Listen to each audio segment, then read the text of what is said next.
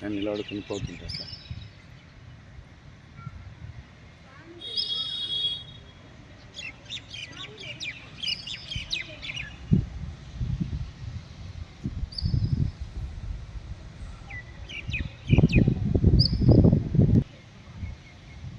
ఓం నమో వెంకటేశాయ.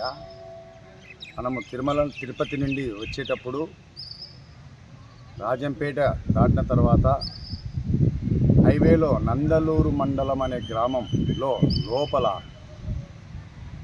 మనకు పురాతనమైన దేవాలయము, చాలా పురాతనమైన దేవాలయము.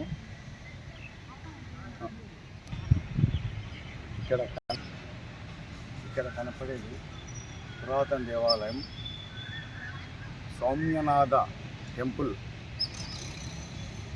అనే టెంపుల్. ఇక్కడ మనకు ప్రాకారం కూడా చాలా పెద్దగా కనపడుతుంది. కోనేరు కూడా ఉంది ఇక్కడ. ఇక్కడ ప్రాశస్త్యం ఏమంటే స్వామివారికి తిరుపతిలో పైన కొండ మీద శ్రీ వెంకటేశ్వర స్వామి ఏ విధంగా ఉంటాడో ఇక్కడ కూడా మనకు భక్తులకు అదే విధంగా దర్శనమిస్తాడు స్వామి. అయితే ఇక్కడ ఉండే స్వామికి, తిరుమల కొండపైన ఉండే స్వామికి ఒకే ఒక తేడా ఉంది. అది మీరు గమనించండి, నేను తర్వాత చెప్తాను.